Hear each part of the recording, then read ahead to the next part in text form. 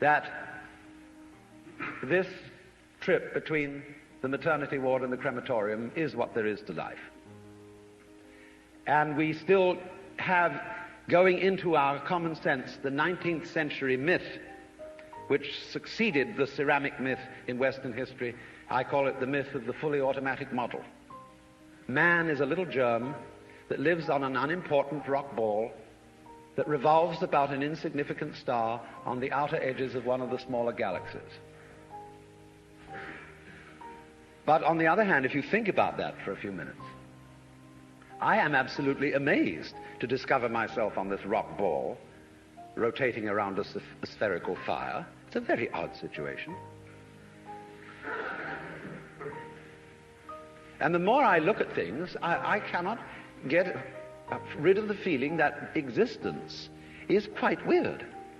I know that. See, a philosopher is a sort of intellectual yokel who gawks at things that sensible people take for granted.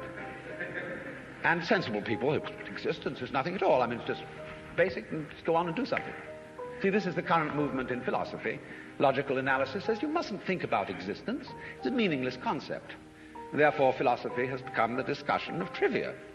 No good philosopher lies awake nights worrying about the destiny of man and the nature of God and all that sort of thing, because a philosopher today is a practical fellow who comes to the university with a briefcase at 9 and leaves at 5.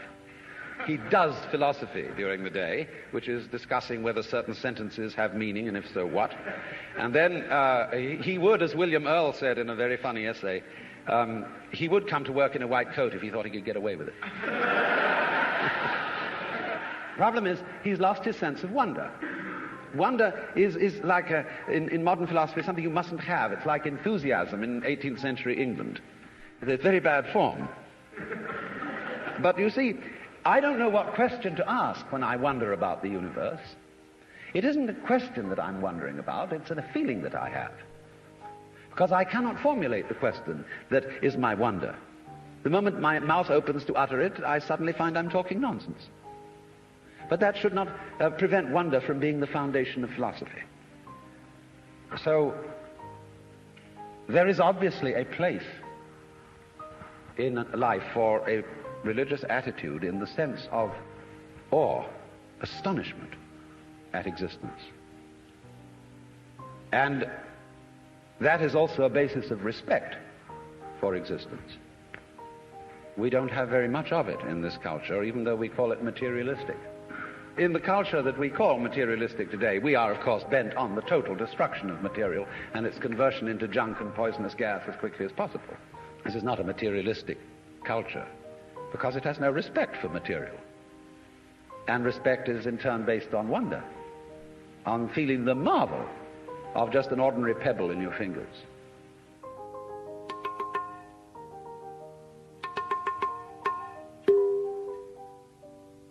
Look, here is a tree in the garden, and every summer it produces apples. And we call it an apple tree, because the tree apples. That's what it does. All right. Now here is a solar system inside a galaxy. And one of the peculiarities of this solar system is that at least on the planet Earth, the thing peoples. In just the same way that an apple tree apples. Now maybe 2 million years ago, somebody came from another galaxy in a flying saucer and had a look at this solar system, and they looked it over and shrugged their shoulders and said, just a bunch of rocks. And they went away. Later on, maybe 2 million years later, they came around and they looked at it again. And they said, excuse me, we thought it was a bunch of rocks, but it's peopling. And it's alive. After all, it has done something intelligent. Because, you see, we grow out of this world in exactly the same way that the apples grow on the apple tree. If evolution means anything, it means that. But you see, we curiously twist it. We say, well, first of all, in the beginning, there was nothing but gas and rock. And then intelligence happened to arise in it, you know, like a sort of fungus or slime on the top of the whole thing. But we're thinking in a way, you see, that disconnects the intelligence from the rocks. Where there are rocks, watch out. Watch out, because the rocks are going eventually to come alive. Theology has not, as a matter of fact, had a very distinguished record in promoting the study of other than the Christian religion. Because you see, if you know in the first place that you have the true religion, there really is no point in studying any other one, and you can very quickly find reasons for showing them to be inferior, because that was a foregone conclusion. They had to be. Because if, for example, you get into discussions as to whether Buddha was a more profound and spiritual character than Jesus Christ, you arrive at your decision on the basis of a scale of values which is, of course, Christian. And in this sense, the judge and the advocate are the same. Now, as you know, I'm not being very fair and very kind to modern theology, but there is this strange persistence of insisting that our group is the best group. And I feel that there is in this something peculiarly irreligious, and furthermore it exhibits a very strange lack of faith. Because I believe that there is a strong distinction between faith on the one hand and belief on the other. That belief is, as a matter of fact, quite contrary to faith. Because belief is really wishing. It's from the Anglo-Saxon root leaf, to wish. And belief, stated, say, in the Creed, is a fervent hope that the universe will turn out to be thus and so. And in this sense, therefore, belief precludes the possibility of faith, because faith is openness to truth, to reality, whatever it may turn out to be. I want to know the truth. That is the attitude of faith. And therefore, to use ideas about the universe and about God as something to hang on to, in the spirit of Rock of Ages cleft for me, and there's something very rigid about a rock.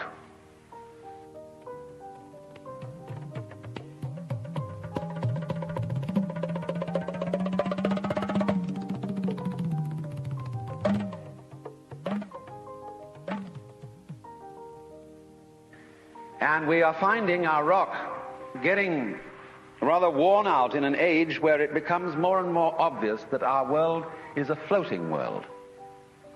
It's a world floating in space where all positions are relative and any point may be regarded as the center. A world which doesn't float on anything, and therefore the religious attitude appropriate to our time is not one of clinging to rocks, but of learning to swim. And you know that if you get in the water and you've nothing to hold on to, and you try to behave as you would on dry land, you will drown. But if, on the other hand, you trust yourself to the water and let go, you will float. And this is exactly the situation of faith.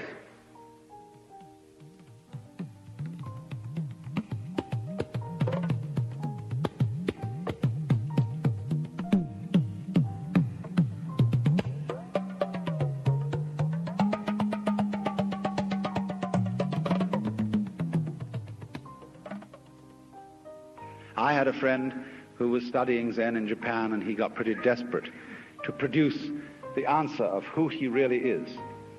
And on his way to an interview with the master to give an answer to the problem, he noticed a very common sight in Japan, a big bullfrog sitting around in the garden. And he swooped this bullfrog up in his hand and dropped it in the sleeve of his kimono. And then he went into the master, and to give the answer of who he was, he suddenly produced the bullfrog. And the master said, too intellectual.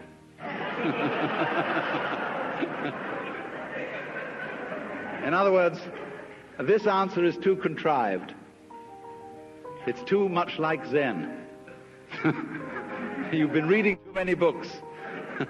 It's not the genuine thing. And so the method of teaching used by these great Eastern teachers is to make fools persist in their folly, but very rigorously and very consistently and very hard.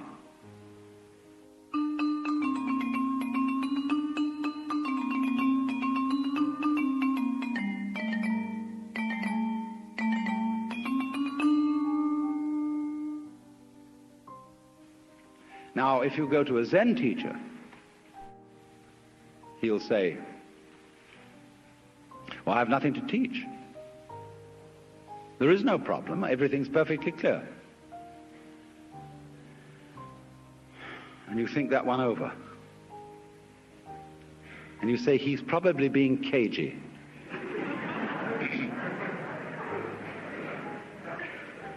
But the teacher says, quite honestly, I haven't anything to tell you. I don't teach anything. I have no doctrine. As I said to you in the beginning of this talk, I have nothing whatsoever to sell you. So the student thinks, my, this is very deep, because this nothing that he's talking about, this nothing that he teaches, is what they call in Buddhism shunyata, and it's supposed to be the ultimate reality. But as you know, if you know anything about these doctrines, this doesn't mean real nothingness, not kind of just nothing there at all, not just blank, but it means no thingness. It's the transcendental reality behind all separate and individual things, and that's something very deep and profound. So he knows that when the teacher said, I have nothing to teach, he meant this very esoteric no thing. Well, he might also say then, if you have nothing to teach, what are all these students doing around here? And the teacher says, they are not doing anything. They're just they're just a lot of stupid people who live here. And he knows, again, you see, the stupid doesn't mean just straight stupid, but the higher stupidity of being people who are humble and don't have intellectual pride.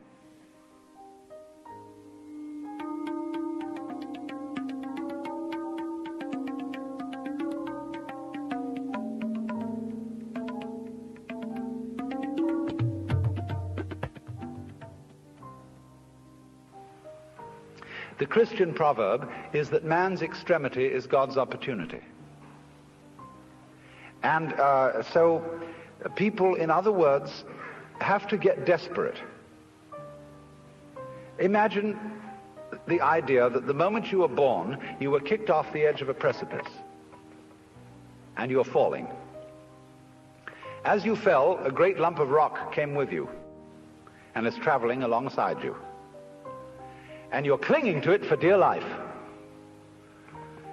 And thinking, gee, I've got to hold on to this, you see? Well, it doesn't do a thing for you. And it's only making you anxious. And it's only when you understand that it doesn't do a thing for you that you let go and relax. So everybody's in this situation. We're all completely insecure. We're all headed straight for death as if we had been condemned by a judge. And yet here we are all clinging on to things. And we have all sorts of alibis for doing this. We say, well, I have responsibilities for my dependents and I've got to cling on. But all you're doing is you're teaching your dependents to cling the same way as you are. And making them miserable by learning to go on surviving compulsively. So the thing is, same way, if you're caught in a torrent, and you try to get out of it by swimming against it, you'll just wear yourself out and you're still carried along with it. So the sensible thing to do is to turn around and swim with it. And if you want to get out of it, swim towards the edge. But go with it. Same way when you're sailing. Always keep the wind in your sails. If you want to go against the wind, tack. But use the wind. So it's this way, you know. We're all in this great stream of change, which we call life. We are the stream. If you imagine you're separate from it and you're being carried along by it as if you were a cork, that's a delusion. You're a wave of the stream itself. So get with it.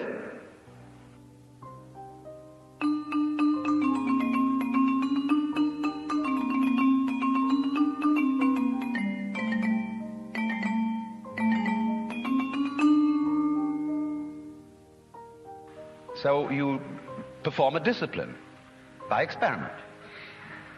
by reductio ad absurdum of his premises. And so in the same way, the guru, whether Hindu or Buddhist, performs a reductio ad absurdum on the premise of the skin-encapsulated ego. Well, what happens then? You might imagine from garbled accounts of Eastern mysticism that one thereupon disappears forever into an infinite sea of faintly mauve jello.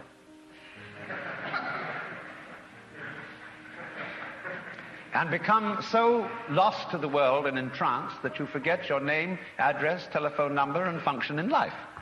And nothing of the kind happens. The state of mystical illumination, although it may, in its sudden onset, be accompanied by a sensation of tremendous luminescence and transparency, as you get used to it, it's just like everyday life. Here are the things that you formerly thought were separate individuals, and here is you, who you formerly thought was merely confronting these other people. When the great Dr. D.T. Suzuki was asked, what is it like to be enlightened? He said, it's just like ordinary everyday experience, except about 2 inches off the ground. Because what is altered is not the way your senses perceive. What is altered is what you think about it. Your definitions of what you see, your evaluation of it. So when you don't cling to it, when you have no longer a hostile attitude to the world because you know the world is you, it is. I mean, let's take it from the point of view of biology. If I describe the behavior of a living organism, I cannot possibly describe that behavior without simultaneously describing the behavior of the environment. So that I discover that I don't describe organisms in environments, I describe a unified field of behavior called an organism environment. It's an awkward word, but there it is. The environment doesn't push the organism around. The organism doesn't push the environment around. They are two aspects or poles of the same process.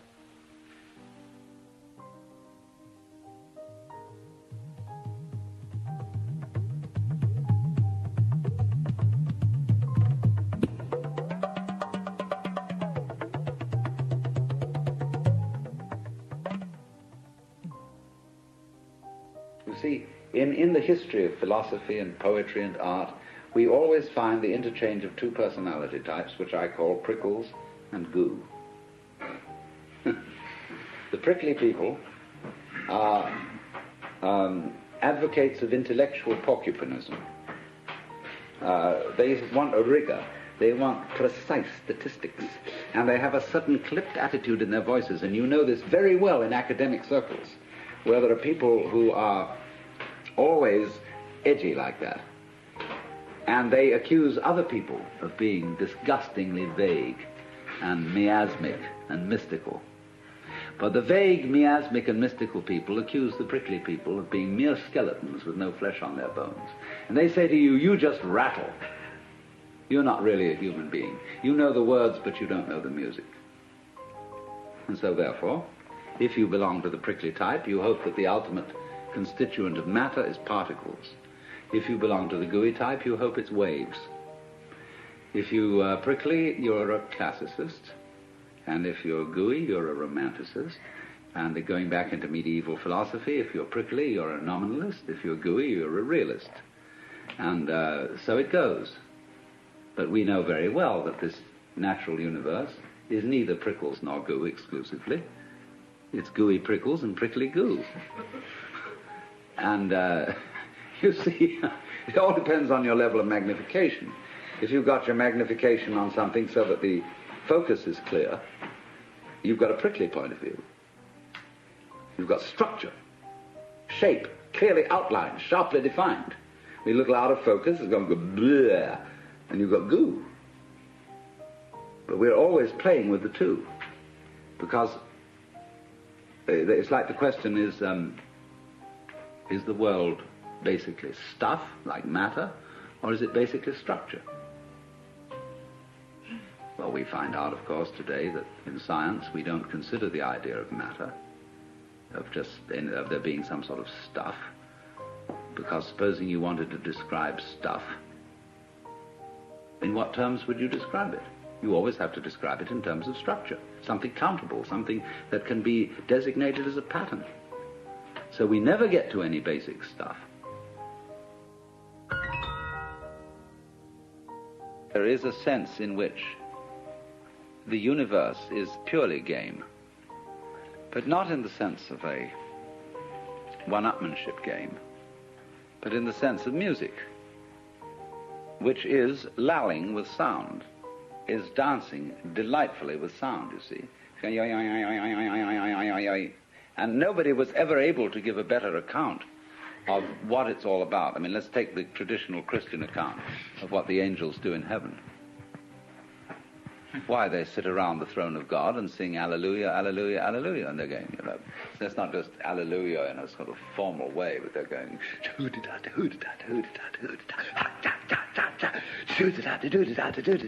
no, they're really swinging.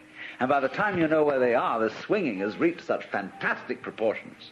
And they've thought out the most amazing little goody-doody-doody-doody-doos that you've got the whole physical universe happening. Yeah, that's the way it starts. And so, I mean, this game is great.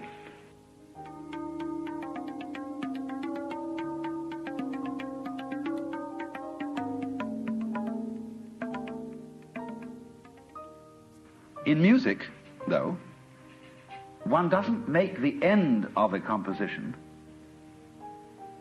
the point of the composition. If that was so, the best conductors would be those who played fastest. And there would be composers who wrote only finales. People go to a concert just to hear one crashing chord, because that's the end. Same way in dancing. You don't aim at a particular spot in the room. That's where you should arrive. The whole point of the dancing is the dance. Now, but we don't see that as something brought by our education into our everyday conduct. We've got a system of schooling which gives a completely different impression. It's all graded. And what we do is we put the child into the corridor of this grade system with a kind of, come on, kitty, kitty, kitty. And yeah, you go to kindergarten, you know, and that's a great thing because when you finish that, you'll get into first grade. And then, come on, first grade leads to second grade, and so on, and then you get out of grade school, you've got high school, and it's revving up, the thing is coming. Then you're going to go to college, and by Jove, then you get into graduate school, and when you're through with graduate school, you go out to join the world. And then you get into some racket where you're selling insurance, and they've got that quota to make, and you're going to make that, and all the time, the thing is coming. It's coming, that great thing, the success you're working for. Then when you wake up one day about 40 years old, you say, my God, I've arrived. I'm there. And you don't feel very different from what you always felt. And there's a slight letdown because you feel there's a hoax. And there was a hoax, a dreadful hoax. They made you miss everything. We thought of life by analogy with a journey, with a pilgrimage, which had a serious purpose at the end, and the thing was to get to that end, success or whatever it is, or maybe heaven after you're dead. But we missed the point the whole way along. It was a musical thing, and you were supposed to sing or to dance while the music was being played.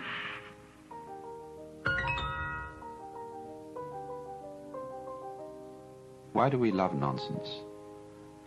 Why do we love Lewis Carroll with his "'Twas brillig and the slithy toves did gyre and gimble in the wave, all mimsy were the borogroves and the mumraths outgrabe"?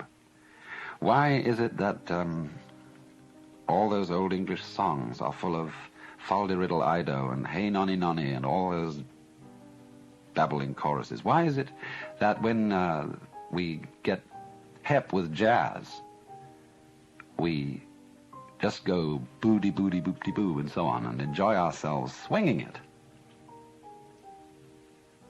It is this participation in the essential glorious nonsense that is at the heart of the world, that isn't going anywhere, that is a dance. But it seems that only in moments of unusual insight and illumination that we get the point of this and find that thus the true meaning of life is no meaning, that its purpose is no purpose, and that its sense is nonsense.